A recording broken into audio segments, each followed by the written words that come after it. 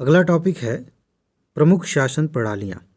यहाँ से अक्सर यूपीएससी प्रश्न पूछती रहती है और ख़ास तौर से संसदीय व्यवस्था से कई प्रश्न पूछे गए हैं। तो चलिए देखते हैं कि किस किस तरह से कहाँ कहाँ से प्रश्न पूछे जा सकते हैं, किन बातों को हमें ध्यान में रखना है। ठीक है, आप जानते हैं दुनिया में कई तरह की सरकारें चलती हैं, कहीं पे राजतंत्र है, कहीं पे साम्यवादी सरकारें हैं। ज़्यादातर आप देखेंगे दुनिया में लोकतांत्रिक सरकारें हैं, लेकिन उनमें भी किस तरह का सिस्टम बनाया गया है उस पर हमें ध्यान देना है और ख़ास तौर से जो हमारी व्यवस्था से मिलते जुलते हैं उन पर ज़्यादा ध्यान देना है। ठीक है, वहीं से क्वेश्चंस भी आते हैं, वही हमारे लिए काम का भी है। तो अगर ध्यान से देखें तो संसदीय व्यवस्था हमारे लिए सबसे ज़्यादा इंपॉर्टेंट टॉपिक है। इस पर यूपीएससी ने कई प्रश्न पूछे हैं और सीधे सीधे प्रश्न पूछे हैं। जैसे पहली लाइन आप देखिए, ये जो लाइन लिखी है, अगर आपको सिर्फ इतना समझ में आ जाए तो यूपीएससी ने 2-3 प्रश्न इसी पे पूछे हैं। सीधा सीधा पूछा है, घुमा फिरा के। मतलब यूपीएससी ये जानना चाह रही थी उस समय कि आपको संसदीय व्यवस्था के बारे में पता है कि नहीं, ये सिस्टम क्या होता है, ये बात पता है कि नहीं। और उसका आंसर जो है वो पहली लाइन में है। क्या है? जो पार्लियामेंट्री सिस्टम होता है, संसदीय व्यवस्था जो होती है, लोकतांत्रिक शासन व्यवस्था की वह प्रणाली है जिसमें कार्यपालिका अपनी लोकतांत्रिक वैधता विधायिका के माध्यम से प्राप्त करती है और विधायिका के प्रति उत्तरदायी होती है। यही बात तो पूछा गया है। ठीक है, पीसीएस में भी इस पे क्वेश्चंस पूछे जाते हैं कि बताइए कार्यपालिका किसके प्रति उत्तरदायी होती है। आप में से कई सारे दोस्त इसी में कंफ्यूज हो जाते हैं कि संसद के प्रति या लोकसभा के प्रति, ऐसा होता है ना। तो उसको आप ध्यान से समझेंगे तो मोटे तौर पर हम कहेंगे कि विधायिका यानी कि संसद के प्रति, लेकिन और डिटेल में जाएंगे तो पता चलेगा कि लोकसभा के प्रति उत्तरदायी होती है। अगर 4 ऑप्शंस में से 3 ऑप्शन बिल्कुल फालतू के हैं और एक ऑप्शन है जिसमें लिखा गया है कि संसद के प्रति सरकार उत्तरदायी है, कार्यपालिका, तो ऑप्शन सही है।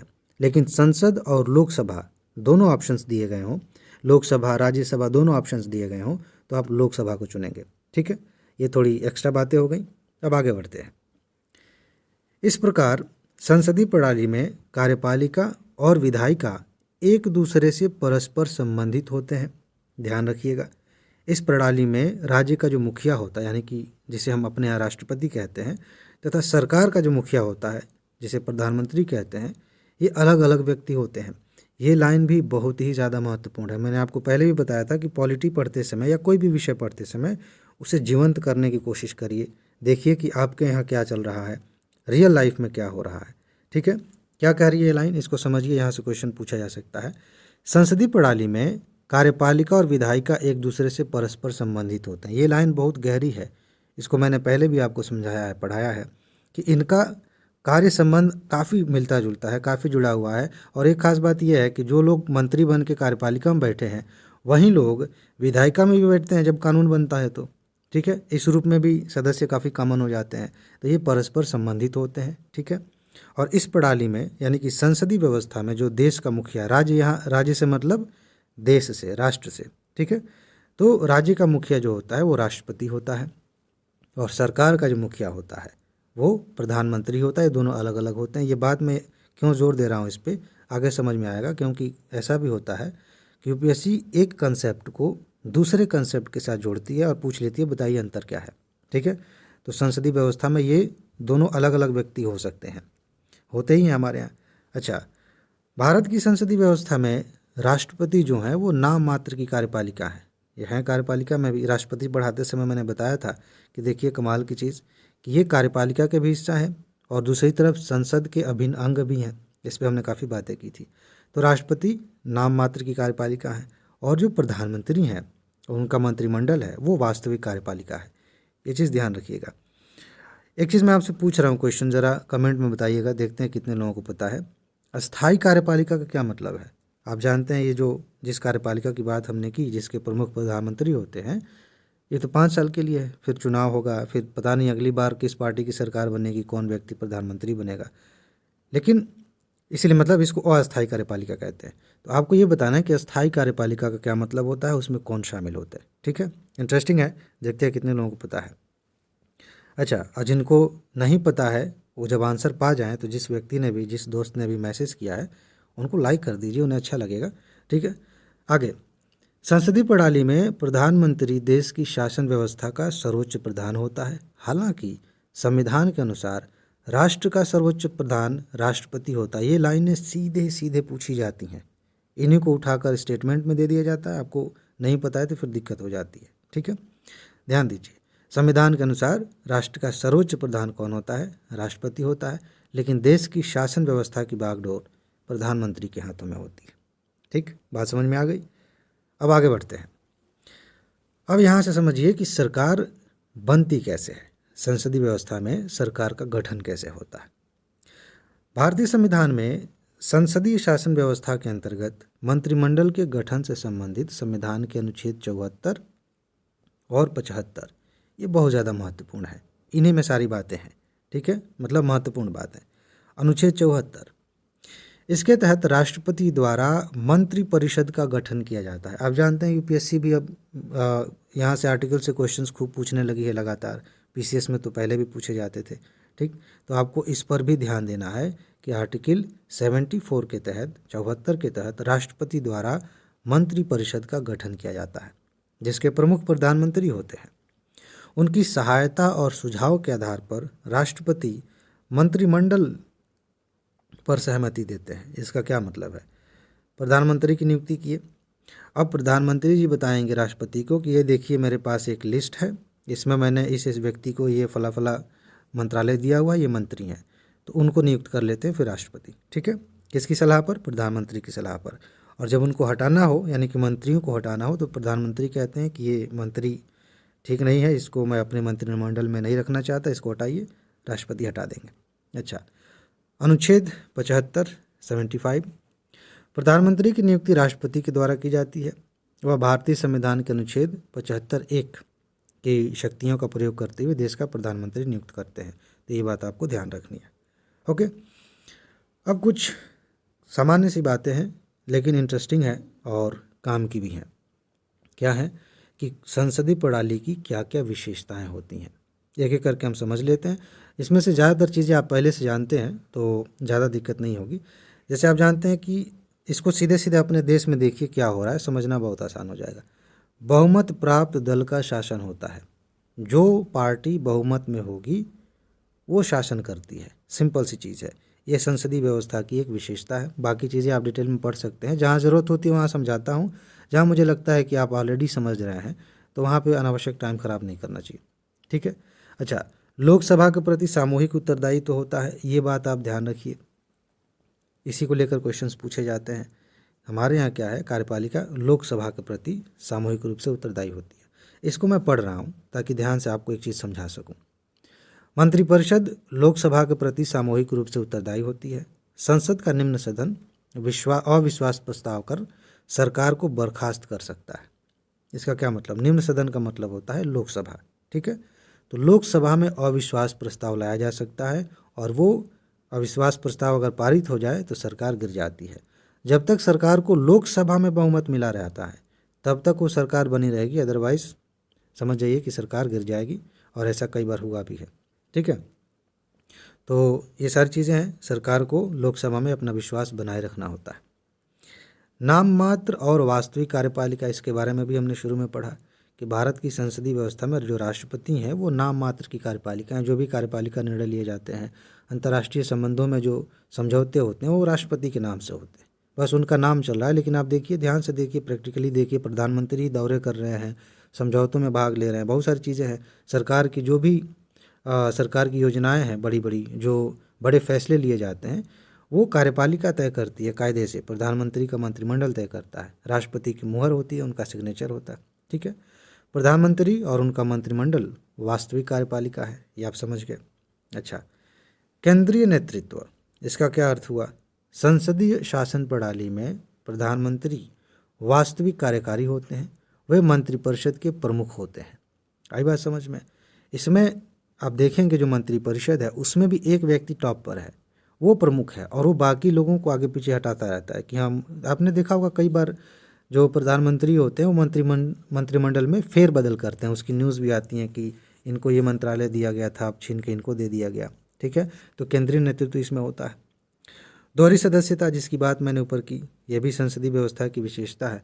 एक क्वेश्चन सीधा सीधा पूछा जा सकता है कि संसदीय व्यवस्था की कौन कौन सी विशेषताएं हैं, इसमें से 3-4 दे दी जाएं और एक थोड़ा सा घुमा के दे दिया जाए, तो आपको पता होना चाहिए, कम से कम हेडिंग तो जानते रहिए। दोहरी सदस्यता का क्या मतलब, एक व्यक्ति मंत्री भी होता है और सेम टाइम पे वो जो है विधायिका का भी सदस्य है, विधायिका में भी है, कार्यपालिका में भी है। ठीक है। द्विसदनी विधायिका, आप जानते हैं हमारे यहाँ द्विसदन है, एक राज्यसभा एक लोकसभा, तो द्विसदनी व्यवस्था जो है विधायिका की होती है। ठीक, एक को निम्न सदन कहते हैं, एक को उच्च सदन कहते हैं। निम्न सदन मतलब लोकसभा, उच्च सदन मतलब राज्यसभा। अच्छा, स्वतंत्र लोक सेवक, संसदीय प्रणाली में मेधा आधारित चयन, यानी कि आप कह सकते हैं जिनकी मेधा का मतलब समझते हैं या क्या कहते हैं, क्वालिटी, क्वालिटी नहीं मतलब क्षमता, उनकी जो भी आप समझ रहे हैं ना, जैसे कहते हैं बहुत मेधावान है, बहुत ही मतलब लायक हैं, लायक कह सकते हैं, जो उस योग्य हैं, योग्यता कह सकते हैं। तो योग्यता के आधार पर चयन किया जाता है, जिसको आप जिसकी तैयारी कर रहे हैं सिविल सर्विसेज की। ठीक है, तो उसके आधार पर लोक सेवकों की अस्थायी नियुक्ति की जाती है। आप में से कुछ लोग मुस्कुरा रहे होंगे, उनको एक चीज़ का हिंट मिल गया होगा। अभी इस बारे में बात नहीं करेंगे, कमेंट में मैंने पूछा है, बताइए जाके। तो ये व्यवस्था होती है। गोपनीयता, गोपनीयता क्या है? अच्छा, मैं एक चीज़ बता देता हूँ, नहीं तो आप में से कुछ दोस्त कंफ्यूज हो जाएंगे जिन्होंने शुरू में ध्यान से नहीं देखा होगा। मैं कह रहा था ऊपर कि अस्थायी कार्यपालिका किसे कहते हैं। यही जो सिविल सेवक है ना, इन्हीं को अस्थायी कार्यपालिका कहते हैं। अभी जिसको हमने थोड़ा सा पढ़ा, जहाँ से जल्दी से मैं आगे बढ़ा हूँ, वही बात थी। गोपनीयता का क्या मतलब है? संसदीय शासन प्रणाली में कार्यपालिका के सदस्यों को कार्यवाहियों, कार्यकारी बैठकों, नीति निर्माण, इन सारे मुद्दों पर गोपनीयता के सिद्धांत का पालन करना होता है। यानी कि अगर आप मंत्रिमंडल में हैं, आप कोई मंत्री हैं, मंत्री पद पे हैं, तो बैठक में कौन सी बात हुई, किस डिसीजन पे आप लोग पहुँचे, मतलब सरकार पहुँची, इस बारे में आप किसी को नहीं बता सकते, अपने फैमिली मेम्बर को नहीं बता सकते। इसे हम कहते हैं गोपनीयता का सिद्धांत, ये लागू होता है। ठीक है। अगर आपको असहमति है, आपको लगता है कि सरकार के ज़्यादातर लोग गलत डायरेक्शन में जा रहे हैं, देश हित में नहीं है, तो आप इस्तीफ़ा दे सकते हैं। लेकिन इस्तीफ़ा देने के बाद भी आप उस बारे में बात नहीं करेंगे। ठीक है। तो इस तरह की चीज़ें, अब पता नहीं, इसके बारे में थोड़ा डिटेल में पढ़ना पड़ेगा कि अगर इस्तीफ़ा दे दिए तो बात कर सकते हैं कि नहीं। लेकिन फ़िलहाल जब तक आप मंत्री पद पे हैं, आप गोपनीयता बनाए रखेंगे। लेकिन सब अच्छा अच्छा नहीं है, कुछ दिक्कतें भी हैं, ये भी समझ लीजिए। इसको भी, जैसे मान लीजिए कि पूछ लिया जाए कि क्या क्या विशेषताएं हैं, क्या अच्छी बातें हैं, क्या लाभ हैं, और उसमें से एक ऐसी बात दे दी गई है स्टेटमेंट में जो संसदीय व्यवस्था के दोष के तहत गिनी जाती है, तो ध्यान रखना है। क्या है इसमें? अस्थायित्व होता है। संसदीय शासन व्यवस्था में सरकार का कार्यकाल 5 वर्ष निर्धारित है, परंतु वह कार्य तभी तक कर सकती है जब तक उसे लोकसभा में विश्वास मत प्राप्त है। 5 साल से पहले अगर विश्वास मत खो दिया, सरकार गिर जाएगी। इसकी वजह से, और जानते हैं सामूहिक उत्तरदायित्व है, तो अगर विश्वास गिर गया, ख़त्म हो गया, तो फिर सारे लोग जो है इस्तीफ़ा दे देंगे, मंत्रिमंडल भंग हो जाएगी, सरकार गिर जाएगी। तो एक दिक्कत ये रहती है। ठीक है। राज्यों में आप देखिए कई बार ऐसा हो रहा है कि मतलब दल परिवर्तन हो जाता है। आप फिलहाल बिहार का एग्जाम्पल देखिए, इसके पहले कर्नाटक में भी हुआ था, मध्य प्रदेश में। तो क्या होता है कि कुछ लोग निकल के एक पार्टी से दूसरे में चले गए, उसके बाद से जो पहले से सरकार थी जिस पार्टी की, अल्पमत में आ गई, सरकार गिर गई, किसी और ने सरकार बना ली। ठीक है। तो ये दिक्कत होती है, 5 साल भी नहीं पूरा हो पाता कभी कभी। अच्छा, नीतिगत निरंतरता का अभाव रहता है। संसदीय शासन व्यवस्था में शासन की प्रकृति अस्थायी होती है, परिणाम स्वरूप नीतियों की निरंतरता का अभाव रहता है। 5 साल किसी और सरकार ने अपने तरीके से नीतियाँ बनाई, अगली सरकार आ रही है अपने मूड के हिसाब से बना रही है, तो कोई एक नीति कब तक चलेगी हम जानते ही नहीं है। आपने देखा होगा बहुत सारी योजनाएं, जब एक नई सरकार आती है तो धड़ाधड़ योजनाएं आती हैं, एक के बाद एक के बाद एक। दूसरी सरकार आती है, फिर और नई योजनाएं आती हैं, कुछ पुरानी बंद कर दी जाती हैं। शक्तियों का जो विभाजन है वो क्लियर नहीं है, स्पष्ट नहीं है, अस्पष्ट विभाजन है। कार्यपालिका, विधायिका और न्यायपालिका के बीच शक्तियों का अस्पष्ट, मतलब स्पष्ट विभाजन नहीं है, तो अस्पष्ट विभाजन है, क्लियर नहीं है। कैसे? आप देखिए, प्रैक्टिकली देखिए। अभी हम जैसे मंत्री और एक विधायक की बात कर रहे थे, एक सांसद की बात कर रहे थे, उनकी शक्तियाँ हैं। बहुत सारे काम ऐसे हैं जो संसद को कानून बनाना चाहिए, कानून नहीं बन रहा है, मामला सुप्रीम कोर्ट में गया, सुप्रीम कोर्ट ने फैसला दे दिया, एक तरह से वो फैसला ही अपने आप में कानून हो गया, है ना। तो शक्तियों का ओवरलैप काफ़ी ज़्यादा दिखता है यहाँ पे, एक दिक्कत है। अकुशल व्यक्तियों द्वारा शासन होता है। अब संसदीय शासन व्यवस्था में ज़्यादातर देखेंगे तो योग्यता के आधार पर कम और लोकप्रियता के आधार पर ज़्यादा लोगों को पद मिलते हैं। प्रधानमंत्री कौन व्यक्ति बनेगा ये इस बात से तय नहीं होता कि किसमें कितनी क्षमता है, कौन देश के बारे में अच्छा सोचता है। पार्टी में और देश में जिस व्यक्ति को एक पहचान मिली है, उसको चाहे मीडिया के माध्यम से बनाया गया हो, चाहे किसी भी माध्यम से, उस लोग ऐसा माहौल बना दिया कि यही व्यक्ति जो है प्रधानमंत्री बनेगा, भले ही उस लायक ना हो, लेकिन वो व्यक्ति बन जाता है। तो कई बार ऐसा होता है कि अकुशल व्यक्ति जो शासन के बारे में जिसकी समझ उतनी अच्छी नहीं है, जो बड़े लेवल पर नहीं सोच सकता, भविष्य के बारे में नहीं सोच रहा है, बस आसपास का लाभ ही देख रहा है, ऐसे व्यक्ति भी बन जाते हैं। इससे देश को नुकसान होता है।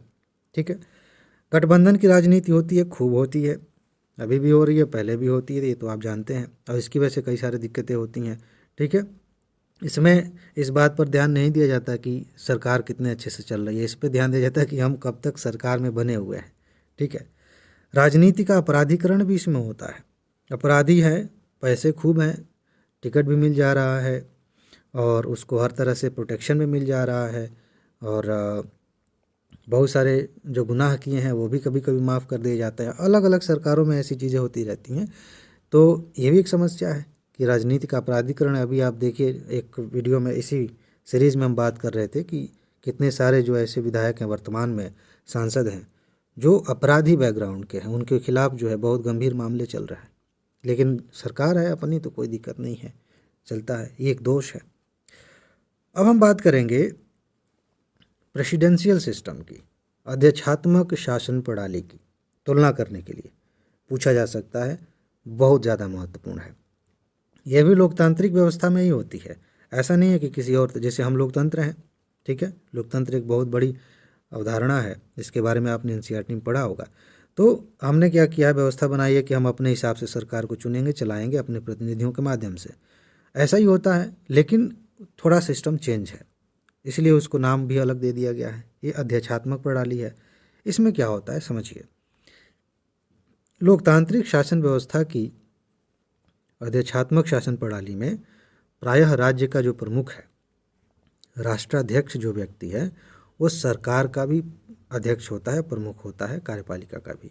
मैंने अभी कहा ना शुरू में कि आगे ये बात आएगी, तो इसीलिए मैं इस पर जोर दे रहा हूँ। संसदीय व्यवस्था में क्या होता है कि जो राज्य का प्रमुख है वो अलग व्यक्ति है, राष्ट्रपति है। जो कार्यपालिका का प्रमुख है, सरकार का प्रमुख है, वो अलग व्यक्ति है, प्रधानमंत्री है। लेकिन इस व्यवस्था में एक ही व्यक्ति ये दोनों काम कर रहा है। अमेरिका को आप देखिए एग्जाम्पल के तौर पे, वो भी लोकतंत्र है ना, वहाँ पे जो राष्ट्रपति होते हैं वो सरकार के भी प्रमुख हैं और देश के भी प्रमुख हैं। उनके पास शक्तियाँ होती हैं निर्णय लेने की, वास्तविक शक्ति। ठीक है, तो ये एक एग्जाम्पल है, तुलना करने के लिए दिया जा सकता है। अध्यक्षात्मक शासन प्रणाली में कार्यपालिका अपनी लोकतांत्रिक वैधता के लिए विधायिका पर निर्भर नहीं रहती। अभी हमने देखा संसदीय व्यवस्था में, तुलना करते चलिए, यहाँ पर विधायिका पर निर्भर नहीं है। इस प्रणाली में राष्ट्रपति वास्तविक कार्यपालिका प्रमुख होता है। ठीक है, अध्यक्षात्मक शासन प्रणाली में कार्यपालिका और विधायिका एक दूसरे से संबंधित नहीं होते, जैसा कि हमने ऊपर पढ़ा कि एक दूसरे से संबंधित होते हैं संसदीय प्रणाली में। इस प्रणाली में राज्य का मुखिया और सरकार का मुखिया एक ही व्यक्ति होता है, ये भी ध्यान रखिएगा। अब चलते हैं कि इसकी क्या विशेषताएं हैं।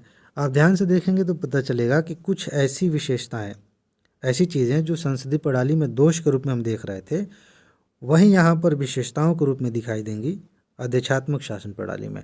और यहाँ पर जो अच्छी बातें हैं, ठीक है, ये मतलब अध्यक्षात्मक शासन प्रणाली की जो नेगेटिव बातें हैं, वही चीज़ें वहाँ पे पॉजिटिव के रूप में दिखाई देंगी। तो एक कंसेप्ट आपने समझ लिया, तो तुलना करके दोनों समझ सकते हैं। तो ऊपर हमने काफ़ी चीज़ें अच्छे से पढ़ ली हैं, तो बस यहाँ समझ लीजिए कि इसमें सरकार में स्थायित्व होता है, नीतियों में यहाँ निरंतरता हो सकती है, बाकी बातें आप जानते हैं कि ऐसा क्या क्यों हो सकता है। शक्तियों का स्पष्ट विभाजन होता है, ये भी हमने डिस्कस किया है, और विशेषज्ञों द्वारा शासन होता है। इसे थोड़ा समझ लीजिए। यहाँ पर जो सरकार में लोग आते हैं, इसको पढ़ते हैं। अध्यक्षात्मक शासन प्रणाली में राष्ट्रपति द्वारा अपनी कार्यपालिका के सदस्यों को नियुक्त किया जाता है। राष्ट्रपति कार्यपालिका के सदस्यों की नियुक्ति करते समय उनकी विशेषज्ञता को बहुत अधिक महत्व देता है। और यहाँ पर क्या होता है कि आप आ जाइए इस पार्टी से हमारे यहाँ, तो आपको मंत्री बना देंगे। ठीक है, आपका ज़्यादा प्रभाव है अपने क्षेत्र में, तो चलिए आपको ये पद दे देते हैं। यहाँ अध्यक्षात्मक शासन प्रणाली में ऐसा नहीं होता। अच्छा, राजनीति का अपराधीकरण नहीं होता है। हालांकि पूरी तरह से एब्सोल्यूट ये लाइन नहीं है, थोड़ा बहुत यहाँ भी दिख सकता है, लेकिन उतना नहीं है जितना संसदीय व्यवस्था में। राजनीतिक प्रभाव से मुक्त न्याय निर्णय होता है। अधिच्छात्मक शासन प्रणाली में राष्ट्रपति और उनकी कार्यपालिका राजनीतिक दबाव और गठबंधन धर्म जैसी बाधाओं से मुक्त होती हैं। वह अपना निर्णय स्वयं करता है और कार्यपालिका के माध्यम से कार्यान्वयन करता है। लेकिन यहाँ पे क्या होता है, संसदीय शासन प्रणाली में गठबंधन की एक दिक्कत है, राजनीतिक दबाव है, उससे नीतियाँ प्रभावित होती हैं। ठीक है, अब जरा दोष देखिए, तब आपको फिर संसदीय व्यवस्था की याद आएगी। यहाँ पर उत्तरदायित्व का अभाव है। जैसा उत्तरदायित्व संसदीय व्यवस्था में है कि सरकार को विश्वास मत अपना बनाए रखना है, विधायिका एक तरह से निगरानी करती रहती है कि कार्यपालिका क्या कर रही है। ठीक है, कार्यपालिका कोई फैसला करे तो विधायिका की मंजूरी लेनी पड़ेगी। ठीक है, बहुत सारी चीज़ें यहाँ पर फिलहाल उस मामले में थोड़ी सी अलग बात है। निरंकुशता की संभावना यह रहती है कि भाई उत्तरदायित्व तो ज़्यादा नहीं है तो हम अपने हिसाब से काम करेंगे। शासन में व्यापकता का अभाव होता है। संसदीय व्यवस्था में अलग अलग तरह के लोग अलग अलग बैकग्राउंड से आते हैं, तो शासन में मतलब काफ़ी जो है व्यापकता होती है। यहाँ पर उस तरह की चीज़ें नहीं दिखती। ठीक है, थोड़ा सा उस मामले में ये पीछे है। विधायिका और कार्यपालिका के बीच टकराव अक्सर यहाँ पर होता रहता है, समन्वय नहीं बन पाता। ठीक है, तो ये चीज़ें हैं। अब संसदीय व्यवस्था हमने क्यों अपनाई, ये मेंस के लिए भी महत्वपूर्ण है और प्री के लिए तो है ही। तो थोड़ा सा आप इसको समझ लीजिए। हमने आज़ादी के बाद जब विचार किया, और इसी से आपको समझ में आएगा कि ये टॉपिक इम्पोर्टेंट क्यों है, कि अभी हमारे आज़ाद मतलब गणतंत्र हुए कितने साल हो गए, मुझे बताने की ज़रूरत नहीं है। तो भाई जब हम गणतंत्र हुए तो क्या सोच कर गणतंत्र हुए, कुछ तो सोचे होंगे, कुछ तो प्लानिंग की होगी। तो उसी समय ये भी एक बात आई कि संसदीय व्यवस्था अपना रहे हैं हम, क्यों अपनाना चाहिए इसे, उसके कुछ कारण होने चाहिए। ठीक है, हमारे लिए ठीक है कि नहीं है, तो देख लेते हैं। पहली बात ये है कि व्यवस्था से निकटता। जब अंग्रेज हम पर शासन कर रहे थे औपनिवेशिक काल के दौरान, उस समय धीरे धीरे जो डेवलपमेंट हो रही थी सरकार के बारे में, उससे हमने संसदीय व्यवस्था अपनाई। ब्रिटेन में संसदीय प्रणाली थी, तो वो उन लोगों ने यहाँ भी संसदीय व्यवस्था जो है लागू की। तो पहले से सरकार इस पैटर्न पर काम कर रही थी, आज़ादी से पहले भी। तो लगा कि हाँ भाई ये सिस्टम काफ़ी मिलता जुलता है, इसमें धीरे धीरे हम लोग ढल रहे हैं, तो ठीक है अपना लेते हैं। उत्तरदायित्वपूर्ण शासन, देखा गया कि इसमें उत्तरदायित्व है, ठीक ठाक जवाबदेही है, तो अपना लेना चाहिए, बहुत अच्छी बात है। विधायिका और कार्यपालिका में सामंजस्य का प्रावधान था, इसमें है ही, तो इससे भी लगा कि हाँ ये ज़रूरी है कि इनके बीच जब सामंजस्य रहेगा, टकराव नहीं रहेगा, तो सरकार अच्छे से काम करेगी, देश के कल्याण पर ध्यान जाएगा। ठीक है, इसलिए अपनाया। भारतीय समाज की प्रकृति, भारत विश्व में सर्वाधिक विविधता वाला समाज था, अभी भी है। इसलिए संविधान निर्माताओं ने संसदीय व्यवस्था को अपनाया ताकि सरकार में प्रत्येक वर्ग के लोगों का प्रतिनिधित्व हो सके। ठीक है, तो ये भी एक कारण था। अब बात करते हैं भारत और ब्रिटेन की संसदीय व्यवस्था में क्या अंतर है। ये मेंस में पूछा गया है, पहले भी प्री में क्वेश्चन यहाँ से पूछा जा सकता है।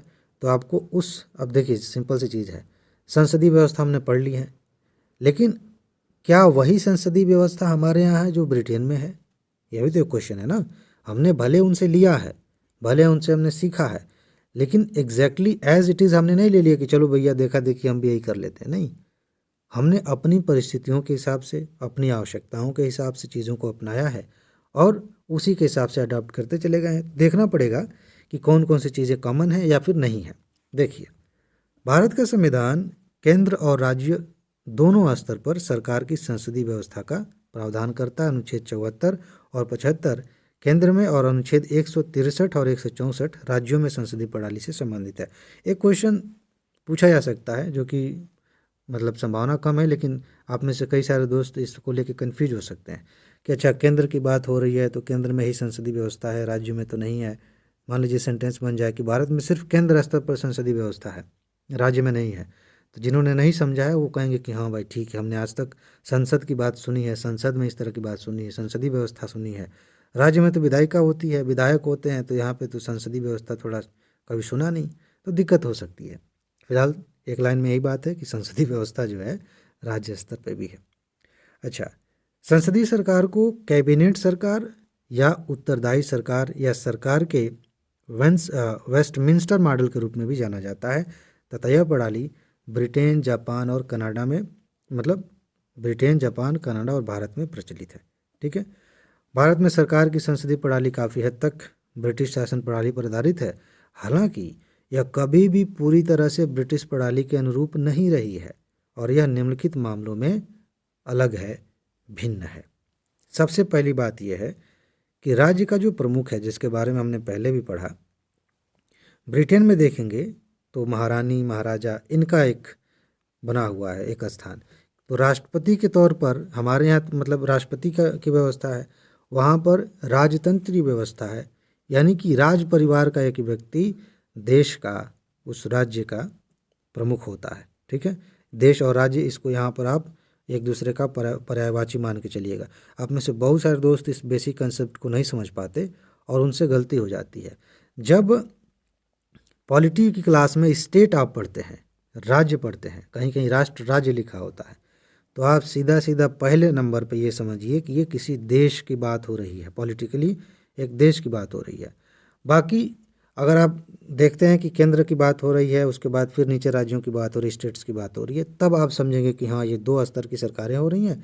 तो यहाँ पर राज्य मतलब राज्य ही है। जैसे भारत के संदर्भ में देश, एक राज्य सिर्फ एक शब्द आए तो मतलब भारत, भारत राज्य, और उसी के बारे में अंदर हम बात करें और फिर राज्यों की बात करें तो यूपी, बिहार, मध्य प्रदेश, ऐसे आप समझ पाएंगे कि ये राज्य हैं।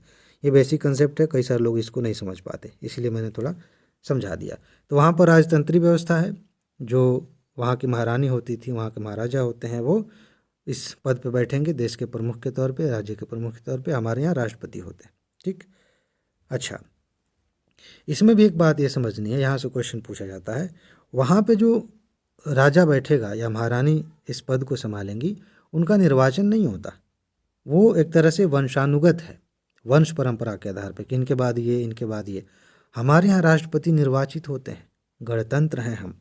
ठीक है, और गणतंत्र का सीधा सा मतलब होता है कि जो लोग हैं, गण मतलब लोग, जनता, इन्होंने ये व्यवस्था बनाई है, तो अपने हिसाब से हमने चुना है अपने व्यक्ति को। ठीक है, इनडायरेक्टली चुनते हैं, लेकिन चुना तो हमने ही है, हमारे प्रतिनिधियों ने चुना है।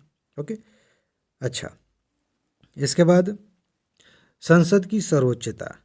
एक मतलब कहावत इस तरह की कही जाती है कि संसद, अगर ब्रिटेन की संसद आम को इमली बोल दे, मैं अपने तरफ से थोड़ा मॉडिफाई करके कह रहा हूँ, तो वहाँ की सरकार को मानना पड़ेगा कि ये इमली ही है। हाथी को अगर चूहा बोल दे तो मानना पड़ेगा कि चूहा ही है। तो ये एग्जाम्पल है, ऐसा होता नहीं है। कहने का मतलब ये है कि इस माध्यम से ये दिखाया जाता है कि संसद कितनी पावरफुल है, वहाँ की सर्वोच्च है, संसद ही वहाँ की सर्वोच्च है, उसकी कही हुई बात सबसे ऊपर रखी जाती है। आई बात समझ में? हमारे यहाँ क्या है, हमारे यहाँ संसद की सर्वोच्चता नहीं है। कई बार ऐसा कोशिश मतलब सरकारों ने कोशिश की कि चलो थोड़ा संविधान में ही कुछ ऐसा हेर फेर कर देते हैं, हमारे हिसाब से हो जाएगा, सरकार चलाना आसान हो जाएगा, अगली बार हमारी पार्टी का जीतना आसान हो जाएगा। फिर न्यायपालिका ने कहा, इधर हेलो, इधर देखो, ऐसा भी नहीं है कि आप अपने हिसाब से चलोगे, ये संविधान की मूल संरचना है, इसको अगर छुआ तो फिर खैर नहीं। तो संसद की एक लिमिट बन गई। तो यहाँ पे संसद सर्वोच्च नहीं है, सब कुछ नहीं कर सकती। संसद जो है हमारे देश की जो मूल व्यवस्था है उसको चेंज नहीं कर सकती। ठीक है ना? तो हमारे यहाँ संसद जो है वो सर्वोच्च नहीं है, ब्रिटेन में है। बात समझ में आ गई? आगे बढ़ते हैं। सरकार का प्रमुख। ब्रिटेन में प्रधानमंत्री को संसद के निचले सदन यानी कि हाउस ऑफ कॉमन्स, जिसकी तुलना आप लोकसभा से कर सकते हैं, तो ब्रिटेन की जो लोकसभा है जिसको हाउस ऑफ कॉमन्स कहा जाता है, उसका सदस्य होना चाहिए अगर ब्रिटेन का प्रधानमंत्री बनना है। तो हमारे यहाँ ऐसी व्यवस्था नहीं है। हमारे यहाँ कोई भी व्यक्ति प्रधानमंत्री बन सकता है। कोई भी का मतलब वो संसद के दोनों सदनों में से किसी का भी सदस्य हो सकता है, चाहे वो राज्यसभा का हो चाहे लोकसभा का हो, वो व्यक्ति प्रधानमंत्री बन सकता है। यहाँ पे क्या है, ब्रिटेन में प्रधानमंत्री वही बनेगा जो वहाँ की लोकसभा यानी कि हाउस ऑफ कॉमन्स का सदस्य है। ठीक, अच्छा, मंत्री। मंत्री की बात करें तो आमतौर पर ब्रिटेन में केवल संसद सदस्यों को ही मंत्री के रूप में नियुक्त किया जाता है, यानी कि जिन लोगों को जनता ने चुना है, संसद में भेजा है, उन्हीं में से लोग व्यक्ति मतलब उन्हीं में से व्यक्ति जो है मंत्री बनेगा। हमारे यहाँ थोड़ी सी व्यवस्था अलग है। हमारे यहाँ कोई भी व्यक्ति जो संसद का सदस्य नहीं है उसे भी अधिकतम 6 महीने तक के लिए मंत्री के रूप में नियुक्त किया जा सकता है। अगर आप, जैसे आप ही हैं जो बेसिक रिक्वायरमेंट से पूरी करते हैं, जैसे कि आप भारत के नागरिक हैं, आपकी उम्र इतनी है, आप दिवालिया नहीं है, इस तरह की कुछ बेसिक बातें हैं, दिमागी रूप से ठीक है, तो आप भी मंत्री बन सकते हैं, मैं भी बन सकता हूँ, कोई भी बन सकता है। अगर जनता ने नहीं चुना है तो भी बन सकता है। अपने मन से नहीं कि चलो हमको बनाओ, मतलब जिसकी सरकार है, जो बहुमत में है और जो प्रधानमंत्री चाह रहे हैं कि ये व्यक्ति मंत्री बने, उससे बनाया जा सकता है। कब तक के लिए? अधिकतम 6 महीने के लिए। उसके बाद या तो 6 महीने के अंदर वो चुन के आ जाएं कि कहीं चुनाव हो रहा है, और फिर कहीं चुनाव हो रहा है का क्या मतलब है समझ लीजिए, कई बार ऐसा होता है ना कि सीटें खाली होती रहती हैं, ठीक है, किसी कारण से सीटें खाली हो गई तो वहाँ दोबारा चुनाव कराना पड़ता है, तो वहाँ से चुन के आ जाएं तो ठीक है, अदरवाइज 6 महीने बाद मंत्री नहीं रहेंगे। ठीक। अच्छा, विधिक उत्तरदायित्व की प्रणाली। ब्रिटेन में मंत्री की विधिक जिम्मेदारी की व्यवस्था है, जबकि भारत में ऐसी कोई व्यवस्था नहीं है। ब्रिटेन में कोई कानून बना है, जो मंत्री लेके आया है कानून, उसकी जिम्मेदारी फिक्स की जाती है। हमारे यहाँ विधिक व्यवस्था मंत्री की नहीं है, सीधे सीधे सरकार की बात होती है। जैसे आपने देखा होगा, बहुत सारे मामले कोर्ट में जाते हैं ना, आपने पुराना भी कोई मामला पढ़ा होगा तो उसमें क्या लिखा होता है, फलाना वर्सेस भारत सरकार। समझ में आ रहा है? पूरे सरकार को एक पक्ष बनाया जाता है, ना कि किसी एक मंत्री को। तो कोई मंत्री विशेष रूप से विधिक रूप से उत्तरदायी नहीं होता है, लेकिन ब्रिटेन में ऐसा है। ठीक है। इसके बाद छाया कैबिनेट की व्यवस्था है, इसको थोड़ा समझ लीजिए। हमारे यहाँ नहीं है। ब्रिटेन में क्या होता है कि एक शैडो कैबिनेट है, छाया कैबिनेट है। वहाँ की जो सरकार अभी वर्तमान में है वो तो चल ही रही है, उसके मतलब मंत्री हैं अलग अलग, जैसे एजुकेशन मिनिस्टर हुआ, फॉरेन मिनिस्टर हुआ, और ऐसे ही अलग अलग क्षेत्रों के मंत्री हैं, सब व्यवस्था चल रही है, एक व्यक्ति प्रधानमंत्री है। तो जो विपक्ष में जो दल है ना, वो क्या करते हैं, वो अपनी एक कैबिनेट बना लेते हैं, ठीक हूबहू वैसे ही, कि देखो भाई हम विपक्ष में हैं, ठीक है, लेकिन विपक्ष में हमारी तरफ से प्रधानमंत्री के लेवल का ये व्यक्ति है, अलग अलग ये व्यक्ति जो हैं विदेश मंत्री बनेंगे, ये व्यक्ति शिक्षा मंत्री बनेंगे। ये सिस्टम क्यों लाया गया है? ये इसलिए कि अगर वहाँ की सरकार गिर गई तो ये तुरंत पूरा सिस्टम बना के बैठे हैं कि पट से चले आएंगे, चलो सारा सिस्टम बढ़िया है, कॉपी तैयार है और हम अब इस हिसाब से सरकार चलाएंगे। तो ये एक व्यवस्था वहाँ पे की गई है छाया कैबिनेट की। हमारे यहाँ ऐसी कोई छाया व्यवस्था नहीं है, ठीक है छाया कैबिनेट की, लेकिन अच्छी व्यवस्था है, कंसेप्ट थोड़ा ठीक है। तो ये चीज़ है। हालांकि भारत ने सरकार की संसदीय प्रणाली को अपनाया, लेकिन भारत की संसद ब्रिटेन की संसद के समान नहीं है, क्योंकि ब्रिटेन की संसद संप्रभु है, ठीक है, सर्वोच्च है। बाकी आप जानते हैं, पीडीएफ नोट्स लेने के लिए व्हाट्सएप नंबर है, देख लीजिए अभी वो ऑफ़र चल रहा है कि नहीं, जिसमें सारी नोट्स आपको सिर्फ 699 में मिल रही थी। तो अगर चल रहा होगा तो उसका आप लाभ ले सकते हैं। अब हम बात करेंगे विदेशी व्यापार नीति। अगर ऑफ़र समाप्त भी हो गया होगा तो भी आपको लेना चाहिए, समय बहुत कम है, जल्दी से रिवाइज करना है। इसमें विदेशी व्यापार नीति में क्या देखना है, कुछ बातें शुरू में महत्वपूर्ण है और कुछ बातें लास्ट में महत्वपूर्ण है, वहीं से क्वेश्चन पूछे जाएंगे। बाकी बीच में बेसिक्स बातें हैं तो उनको मैं आपके लिए मतलब ऐसे ही स्क्रॉल करते जाऊंगा, आप पढ़ सकते हैं पॉज करके, पीडीएफ नोट होगी तो भी वहाँ से पढ़ सकते हैं। तो हाल ही में वाणिज्य और उद्योग तथा उपभोक्ता मामले मंत्रालय, खाद्य और सार्वजनिक वितरण मंत्री ने विदेश व्यापार नीति 2023 लॉन्च की, जो 1 अप्रैल 2023 से लागू हुई। पीसीएस में ये पूछा जा सकता है कि विदेश व्यापार नीति जो है कब से लागू हुई। अच्छा, अब फॉरेन ट्रेड पॉलिसी जो है, ये एफटीपी शॉर्ट में है, एक नीति दस्तावेज है जो निर्यात को सुगम बनाने वाली समय परीक्षणित योजनाओं की निरंतरता पर आधारित है। साथ ही यह एक ऐसा दस्तावेज है जो त्वरित व्यापार आवश्यकताओं के लिए उत्तरदायी है, ठीक है। तो इसमें जो मेन फोकस किया गया है वो इस बात पर किया गया है कि हम अपने व्यापार को विदेशों में कैसे बढ़ाएं, कैसे अपने निर्यात को बढ़ाएं, मेन बातें यही हैं। अब इसमें अगर देखें ध्यान से, यह नीति निर्यातकों के साथ विश्वास और साझेदारी के सिद्धांतों पर आधारित है। इसका उद्देश्य निर्यातकों को व्यापार करने में आसानी की सुविधा हेतु पुनः इंजीनियरिंग तथा स्वचालन की प्रक्रिया से है, ठीक है। इसमें 4 स्तंभ हैं, ये पूछा जा सकता है किन 4 स्तंभों पे जो है ये दृष्टिकोण आधारित है। छूट के लिए प्रोत्साहन है, सहयोग के माध्यम से निर्यात संवर्धन, निर्यात राज्य जिले भारतीय मिशन, ये सब व्यापार करने में सुगमता, लेन देन की लागत में कमी और ई पहल। उभरते क्षेत्र जो है ई कॉमर्स, उन पे भी ध्यान दिया गया है। ये जो लक्ष्य है ना, ये मैं कह रहा था कि ज़्यादा इंपॉर्टेंट है, इसको थोड़ा ध्यान से समझिए। ये एक लाइन ही पूरा क्वेश्चन बदल सकती है अगर नहीं पता है तो। सरकार का लक्ष्य 2030 तक भारत के समग्र निर्यात को $2 ट्रिलियन तक बढ़ाना है। जिसमें वस्तु और सेवा क्षेत्रों का समान योगदान होगा। ध्यान रखिएगा, वस्तु और सेवा क्षेत्रों का समान योगदान होगा। कई बार इसको ऊपर नीचे करके यूपीएससी पूछ लेती है। सरकार का लक्ष्य सीमा पार व्यापार में भारतीय मुद्रा के उपयोग को प्रोत्साहित करना भी है। जैसे हम दूसरे देशों से व्यापार कर रहे हैं, जैसे मान लीजिए सिंपल सी बात है, हम विदेशों से तेल मंगाते हैं, पेट्रोलियम, नॉर्मली हम डॉलर में पेमेंट करते हैं। तो सरकार ऐसा सोच रही है कि अगर हम भारतीय रुपए में पेमेंट करें तो ज़्यादा ठीक रहेगा हमारे लिए। ठीक है, तो ये प्रोत्साहित करना भी है। जो जुलाई 2022 में आरबीआई द्वारा पेश किए गए एक नए भुगतान निपटान ढांचे से सहायता प्राप्त है। यह उन देशों के मामलों में विशेष रूप से फायदेमंद हो सकता है जिनके साथ भारत व्यापार अधिशेष की स्थिति में है। ठीक है, जिनके साथ हमारा पॉजिटिव व्यापार है, यानी कि हम ज़्यादा चीज़ें यहाँ से भेजते हैं, कम चीज़ें वहाँ से मंगाते हैं। ओके, कुछ महत्वपूर्ण विशेषताएं हैं जिनको मैं ऊपर ऊपर आपको बताता हूँ। एक बार बस पढ़ लीजिएगा, इसमें बहुत तथ्य नहीं है, कहानी जैसा पढ़ लीजिएगा, काम चल जाएगा। पुनः इंजीनियरिंग की प्रक्रिया और स्वचालन की व्यवस्था है। ठीक है, ये लाइनें दी जा सकती हैं आपसे, सिर्फ ये जो हेडिंग लिखा है ना, यही निर्यात उत्कृष्टता वाले शहरों की पहचान की गई है। 4 नए शहर इसमें जोड़े गए हैं, ये भी देख लीजिएगा। ठीक है, इसके बाद निर्यातकों को मान्यता दी जाएगी। इसके अलावा झीलों से निर्यात को बढ़ावा दिया जाएगा। इस पे अगर क्वेश्चन पूछा जाए तो कुछ लोग थोड़ा ज़्यादा दिमाग लगाएंगे तो फिर दिक्कत आ सकती है कि विदेशी व्यापार में झीले लेवल पर निर्यात की व्यवस्था पता नहीं है कि नहीं, तो छोड़ सकते हैं। फिलहाल झीलों से निर्यात को बढ़ावा देना भी इसमें शामिल है, ये बात ध्यान रखिए।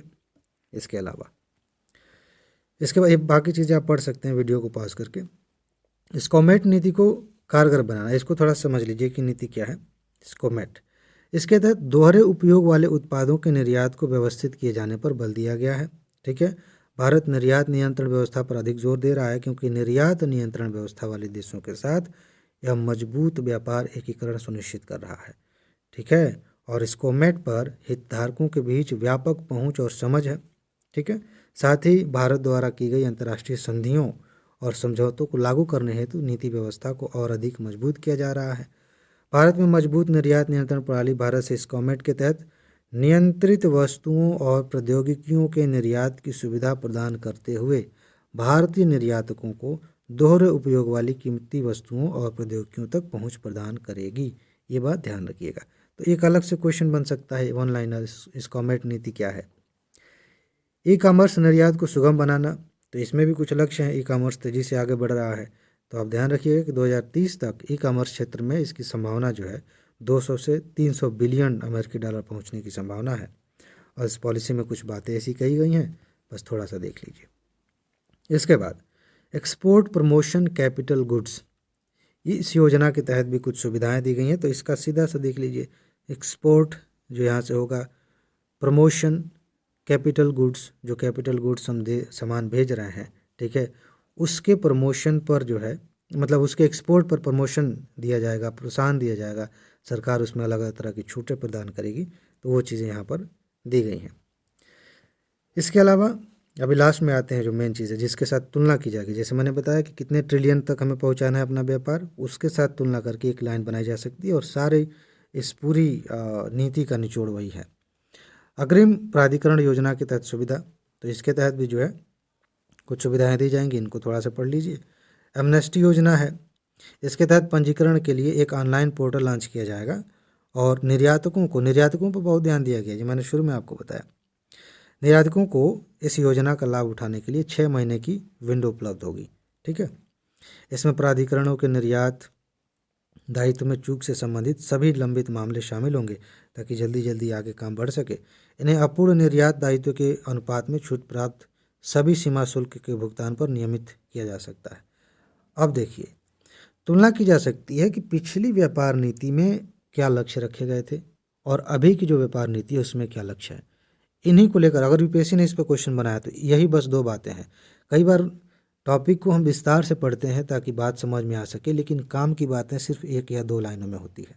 जैसे आपने पहले पढ़ लिया कि नई नीति में क्या था, अब इसको समझिए।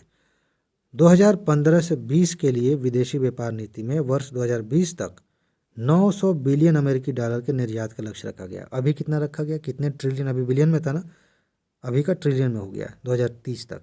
ठीक है, कितना, 2 या 3, कन्फ्यूज हो रहे हैं, कमेंट करके बताइए। तो ये था, इसके साथ तुलना करके पूछा जा सकता है। इस नीति और लक्ष्य को बाद में बढ़ाकर 2023 कर दिया गया था, ये भी ध्यान रखिए। 2020 तक था, फिर बाद में बढ़ा के इसे 2023 कर दिया गया था। इस पर भी क्वेश्चन पूछा जा सकता है। और आप कॉमन सेंस लगा के भी, अगर यही बात आपको पता है कि 20 तक निर्यात नीति थी, तो कॉमन सेंस लगा के सोच सकते हैं कि 2023 में जब नई नीति आई है तो 2020 से लेके 23 तक क्या चल रहा था भाई? खाली तो हो नहीं सकता, कोई नीति तो होनी चाहिए। तो जाहिर सी बात है, अगर बीच में कोई और नीति नहीं आई तो इसी को बढ़ाया गया था 23 तक। ठीक है। हालांकि भारत द्वारा वर्ष 2021-22 के 676 बिलियन अमेरिकी डॉलर के मुकाबले इतना ये सब इतनी संभावना है, तो इसको मत पढ़िए, ये हो गया। अब चलते हैं आगे। बाकी आप जानते हैं ये पीडीएफ नोट वाली बात। निपाह वायरस के बारे में थोड़ा देखते हैं। क्वेश्चन पूछा जा सकता है, टू द पॉइंट वही बातें देखिए जहाँ से क्वेश्चन आ सकता है। केरल में बार बार देखा जा रहा है, पीसीएस में कई क्वेश्चन इस पर पूछा गया है, मतलब पूछे गए हैं। पिछले कई सालों से ये चर्चा में है। कोरोना के टाइम पे भी ये चर्चा में था, उसके पहले से इसकी चर्चा शुरू हो गई थी। बहुत खतरनाक वायरस है, कोरोना से तो कहीं ज़्यादा। ठीक है। तो कोरोना में फिर मामले देखे गए थे 2021 के बाद से भारत में। अच्छा हाँ, 2021 के बाद से देखिए, कोरोना तो उसके पहले ही आ गया था ना, तो कोरोना के दौरान ही ये भी आया मेहमान। तो 2021 के बाद से भारत में निपाह वायरस का ये पहला प्रकोप है, जब कोविड-19 महामारी के दौरान कोझिकोड में एक मामला सामने आया था। यानी कि उस समय कोझिकोड में मामला सामने आया था, उसके बाद से फिर यहाँ पे ये देखा गया कि 2 लोग मर गए इसकी वजह से। ठीक। तो ये तो बस ऐसे ही है, कहानी की बातें हैं। असली बात यहाँ है कि निपाह वायरस क्या है। सबसे पहले आप जानिए कि ये एक जूनोटिक वायरस है। जूनोटिक का मतलब ऐसा होता है, ऐसा वायरस जो जानवरों से इंसानों में संचारित होता है। जैसे कोरोना के बारे में भी कहा जा रहा था कि जानवरों से आया, जीवों से आया है। तो अगर ये बात साबित हो गई है कि ये जीवों से आया है, तो इसका सीधा सा मतलब है कि वो जूनोटिक वायरस है। ठीक है। निपाह वायरस इंसेफेलाइटिस के लिए उत्तरदायी जीव कौन है? उत्तरदायी उसके लिए पैरामाइक्सोविरिडे श्रेणी तथा हेनिपा वायरस जीनस या वंश का एक आरएनए अथवा राइबोन्यूक्लिक एसिड वायरस है। इसको 2 बार पढ़ेंगे तो समझ में आ जाएगा। कहने का मतलब ये है कि अगर मैं इसका नाम न पढ़ूं तो ये जो निपाह वायरस है, ये एक इंसेफ्लाइटिस फैलाने वाला एक जीव होता है जिसका नाम इस श्रेणी में आता है, जिसका नाम ये है। ठीक है। इस वंश के तहत आता है। उसी का एक आरएनए अथवा राइबोन्यूक्लिक एसिड वायरस है, यानी कि ये उसी से संबंधित है तथा हैंड्रा वायरस से निकटता से संबंधित है। बात समझ में आई? नहीं समझ में आई कोई बात नहीं, इसको कई बार पढ़िए, याद हो जाएगा। और नहीं याद होगा तो भी आपके दिमाग में बात रहेगी कि हाँ, ये इंसेफ्लाइटिस फैलाने वाले से संबंधित है, उसी के आसपास ये भी है। ठीक। अच्छा, हैंड्रा वायरस का नाम आया तो थोड़ा समझ लीजिए।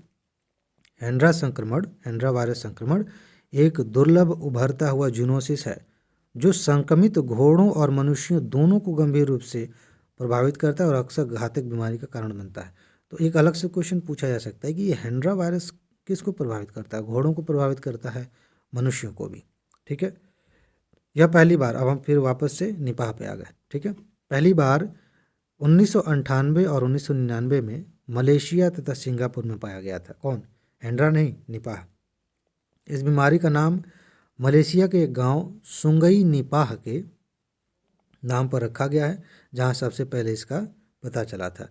तो ऐसे भी पूछा जा सकता है, एक स्टेटमेंट में डाला जा सकता है कि इंडोनेशिया के एक गांव में, एक निपाह नाम के गांव से इसको, मतलब इसको नाम मिला है। अब आप कहेंगे कि सर आप जो है गलत पढ़ रहे हैं। मैं गलत नहीं पढ़ रहा हूँ, मैं जानबूझ के इंडोनेशिया कह रहा हूँ। तो ऐसे कंफ्यूज किया जा सकता है कि इंडोनेशिया कि मलेशिया, काफ़ी मिलता जुलता नाम है ना। या सिंगापुर आपने अभी पढ़ा तो सिंगापुर भी पूछा जा सकता है। नाम रखा गया इंडोनेशिया के एक गाँव के आधार पर, वहाँ सबसे पहले पाया गया था। यह पहली बार घरेलू सूअरों में देखा गया था और कुत्तों, बिल्लियों, बकरियों, घोड़ों, भेड़ों सहित घरेलू जानवरों में की कई प्रजातियों में पाया गया। ठीक है। तो अगर पूछ दे कि ये सिर्फ बैट से फैलता है तो ध्यान रखिएगा, चमगादड़ से ही नहीं और बाकी में भी ये प्रभाव डालता है। संक्रमण की बात करें तो यह रोग पटरोपस जीनस के फ्रूट बैट, ठीक है, अथवा फ्लाइंग फॉक्स के माध्यम से फैलता है, जो निपाह और हैंड्रा वायरस के प्राकृतिक स्रोत हैं। ठीक है। तो वहाँ से फैलता है। बाकी जिन जानवरों की बात हमने की है उनको भी ये प्रभावित करता है, मनुष्यों को भी करता है। यह वायरस चमगादड़ के मूत्र और संभावित रूप से चमगादड़ के मल, लार, जन्म के समय तरल पदार्थों में मौजूद होता है। देखा होगा गांव में या फिर आप शहर में भी रहते हैं, अगर आपके यहाँ अमरूद का पेड़ है तो चमगादड़ अमरूद कुछ खाते हैं, पका हुआ अमरूद है तो गिर जाता है काटा हुआ। तो ऐसे ही कुछ तो खा लिए। कई बार ऐसा हुआ कि किसी में बस अपना दांत लगाए और मूड चेंज हो गया, नहीं खाए या किसी वजह से उड़ गए वहाँ से, तो उनका जो लार्वा है जो भी है, जिस तरीके से मतलब उनके मुंह से जो भी पदार्थ संबंधित है, उनके पैर से कुछ ऐसा चला गया, तो इस माध्यम से भी जो है फलों के माध्यम से ये वायरस फैलता है। अच्छा, इसके बाद लक्षण की बात करें तो इससे क्या होता है कि बुखार होता है, सिर दर्द होता है और उनीदापन, भटकाव, मानसिक भ्रम, कोमा और संभावित मृत्यु आदि इसके जो है लक्षण हैं। रोकथाम की बात करें तो इसमें कुछ बातें, मतलब एक ही बात सबसे ज़्यादा ध्यान रखनी है कि इसके लिए कोई टीका अभी उपलब्ध नहीं है। ठीक है, निपा वायरस से संक्रमित मनुष्यों की गहन देखभाल की आवश्यकता होती है। तो ये बातें हमने जान ली। उसके बाद 5 आइज़ अलायंस के बारे में जानते हैं। महत्वपूर्ण है, लेकिन इसमें मेरे ख्याल से 1 या 2 लाइनें ही काम की हैं। आप जानते हैं कनाडा के साथ हमारे रिश्ते थोड़े से ठीक नहीं चल रहे हैं। ख़ास तौर से एक व्यक्ति की मृत्यु हुई थी, कनाडा में रहता था।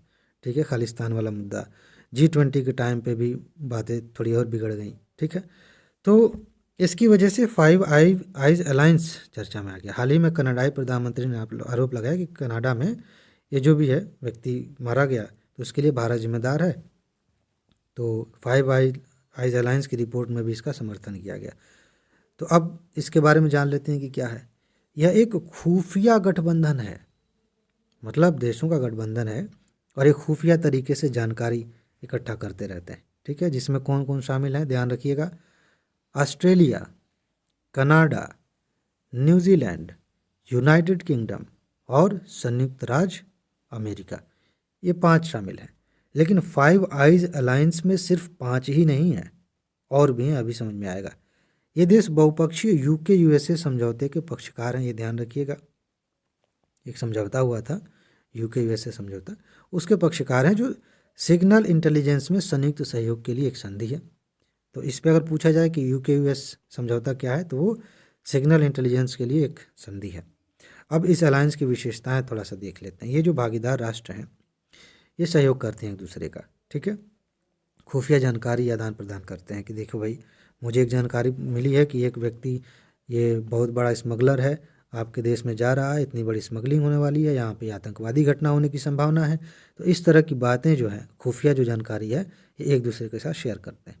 ठीक है, अपने स्थापना के बाद एजेंसी ने अपने मुख्य समूह का 9 आइज़ और 14 आँख 14 आइज़ गठबंधनों के रूप में विस्तार किया है। वही मैं कह रहा था, सिर्फ 5 नहीं, आँखें बढ़ती जा रही हैं। 9 आँखें हुई, फिर 14 आँखें हुई। 9 आँख का मतलब मैं ऐसे ही हंसी में कह रहा हूँ, लेकिन ये मेंबर्स हैं। ठीक है, तो 14 आइज़ गठबंधन के रूप में विस्तार किया तथा अधिक देशों को सुरक्षित भागीदार के रूप में शामिल किया। अब इसमें ये कुछ नाम है, एक बार देख लीजिएगा, लेकिन कन्फ्यूजन हो सकती है, तो आप इसको स्किप भी कर सकते हैं। वो 5 है, उनको नहीं भूलना, क्योंकि पूछा जा सकता है कि 5 आइज़ में कौन शामिल नहीं है, और इन 9 आइज़ में से कोई एक, जैसे डेनमार्क को उसमें ले लिया। ठीक है, तो ये 9 आई से संबंधित है। ठीक, तो आप आराम से समझ जाएंगे कि 5 वाले में तो नहीं है, 9 में है। लेकिन एक मज़ेदार बात पता है क्या है? एक क्वेश्चन ऐसा पूछा जा सकता है कि अक्सर आपने समाचारों में सुना है 5 आइज़, 9 आइज़, 14 आइज़, इस तरह के शब्द चर्चा में रहते हैं, ये क्या है? अब इसमें 4 ऑप्शन है, कोई वायरस है, कोई सैटेलाइट है, ऐसी ऐसी चीज़ें जो किसी दृश्य को देखने से संबंधित हैं या कोई जासूसी से संबंधित इस तरह का है, तो उसमें आपको खोजना पड़ेगा कि ये भाई ये लगभग जासूसी वाला मामला है। लेकिन जासूसी डायरेक्ट नहीं कहेंगे, इसको सीधा सीधा कहें तो ऐसा गठबंधन है जिसमें खुफिया जानकारी को साझा किया जाता है, आपस में साझा करते हैं। ये बात आपको पता होनी चाहिए। हर साल 2-3 क्वेश्चन ऐसे आते हैं जो शब्दों पे होते हैं। यूपीएससी पूछती है कि ये शब्द का क्या मतलब है। वो हिस्ट्री के भी प्रश्न होते हैं, साइंस के भी होते हैं, इन्वायरमेंट के भी होते हैं, ठीक है, करंट के भी होते हैं, जो उसमें मैप के भी क्वेश्चंस होते हैं। अच्छा, गठन का क्या कारण था, तो बस वैसे ही बस है, एक बार पढ़ लीजिए क्या कारण है भाई। खुफिया जानकारी साझा करेंगे तो अच्छा रहेगा, फ़ायदे में रहेंगे। तो कारण उस समय जो भी घटनाएं घटी थी उस समय 1980 के दशक में, उसके पहले। तो ऐसी परिस्थितियां बनी जिससे लगा कि हमें ये बनाना चाहिए। इनकी कार्यप्रणाली क्या है भाई? खुफिया जानकारी जुटाने और सुरक्षा के मामले में विभिन्न देश अक्सर एक दूसरे से जुड़े होते हैं और यही सब करते हैं कि भाई हमारे पास ये जानकारी है, ये ले लीजिए, आपके पास है तो बताइए, हमारा देश सुरक्षित रहे। तो यही सारी बातें होती हैं। इसके बाद से बायो हैकिंग। बायो हैकिंग के बारे में थोड़ा समझ लीजिए। सीधा सा कंसेप्ट है, छोटा सा कंसेप्ट है, लेकिन एक क्वेश्चन पूछा जा सकता है, सीधा सीधा पूछा जा सकता है कि बायो हैकिंग से आप क्या समझते हैं। बायो हैकिंग शब्द अक्सर चर्चा में रहता है, उसकी व्याख्या, सर्वोत्तम व्याख्या कौन सी लाइन कर रही है, ऐसे क्वेश्चन आते हैं। तो समझिए, हाल के वर्षों में बायो हैकिंग पर अधिक ध्यान दिए जाने के साथ साथ इसने लोकप्रियता प्राप्त की है। ध्यान दीजिए, यह आहार पूरक उपकरण, प्रत्यारोपण या आनुवांशिक इंजीनियरिंग जैसे विभिन्न तरीकों का उपयोग करके किसी जीव के शरीर या जीव विज्ञान को संशोधित करने या बढ़ाने का अभ्यास है। इसको बायो हैकिंग कहते हैं। बायो हैकिंग के अलग अलग लक्ष्य हो सकते हैं, जैसे कि स्वास्थ्य में बढ़ोतरी, कुछ प्रदर्शन, कल्याण या उपस्थिति में सुधार करना, या मानव स्वभाव की सीमाओं और संभावनाओं की खोज करना। ये सब कुछ इसमें शामिल है। इसका जो सबसे प्रसिद्ध प्रकार है वो है जेनेटिक इंजीनियरिंग, जिसमें मेंस में भी क्वेश्चंस पूछे गए हैं, प्री में भी प्रश्न पूछे गए हैं। तो जो बायो हैकिंग है उसी के तहत एक प्रकार है जेनेटिक इंजीनियरिंग, जिसके तहत क्या होता है, किसी जीव के जेनेटिक्स को ही चेंज कर दिया जाता है, उसके जीन को ही बदल दिया जाता है। उसी से संबंधित आपने देखा होगा क्रिस्पर केज9, जब इसको आप पढ़ेंगे ना, जेनेटिक इंजीनियरिंग, तो उसी में आप पढ़ेंगे कि एक कैंची होती है, ऐसे ये वाली स्टील वाली कैंची नहीं, वो टेक्नोलॉजी का इस्तेमाल किया जा रहा है। तो वो डीएनए को ही काटने वाली कैंची है, उसको क्रिस्पर केज9 बोलते हैं। उससे डीएनए को काटा जाता है, उस पर दूसरा वो ऐड किया जाता है, तो इससे पूरे जीन का जो है लक्षण बदल जाता है, उस जीव का लक्षण बदल जाता है। तो इसी के तहत ये 3-4 शब्द हैं जहाँ से क्वेश्चंस पहले भी आए हैं। तो ध्यान रखिएगा, bio hacking, genetic engineering, CRISPR Cas nine, ये सब मिलते जुलते हैं। और इनका काम क्या है, मोटे तौर पर देखेंगे तो इनका सीधा सा मतलब ये है कि ये ऐसी तकनीकें हैं जिनसे किसी जीव के जेनेटिक्स में बदलाव कर दिया जाए, उसके लक्षणों में बदलाव कर दिया जाए। ठीक है, और उस बदलाव का कई कारण, मतलब उसके कई कारण हो सकते हैं। हो सकता है कि सेहत के लिए, हो सकता है दवाएं बनाने के लिए, या हो सकता है क्लोन बनाने के लिए, हो सकता है कि कोई आतंकवादी घटना के लिए, कोई वायरस बनाने के लिए। बहुत सारी चीज़ें हैं, कुछ प्लस भी हैं, कुछ माइनस भी हैं। मेंस में इसी तरह के क्वेश्चन पूछे गए हैं। तो ये बातें आप ध्यान रखिए, ये छोटा सा कंसेप्ट है। हालांकि बायो हैकिंग नैतिक और सुरक्षा संबंधित चिंताओं को भी जन्म देती है, ये तो मैंने आपको हिंट दे ही दिया। बाकी हिंट ये दे रहा हूँ कि अभी आप जाकर देखिए, बहुत ही स्पेशल ऑफ़र चल रहा है। अगर समय है, मतलब अगर ऑफ़र समाप्त नहीं हुआ है तो तुरंत चेक कर लीजिए। आप जल्दी से PDF नोट ले लीजिए और जल्दी से इन चीज़ों को तैयार करिए। आप जानते हैं इसके साथ बहुत सारी चीज़ें मिल रही हैं। तो इसमें बस इतना ही है। अपना ख्याल रखिए, खुश रहिए, मस्त रहिए, मुस्कुराते रहिए, जल्दी से सफल होइए और ज़िंदगी को एंजॉय करिए। आगे मिलते हैं। नमस्कार।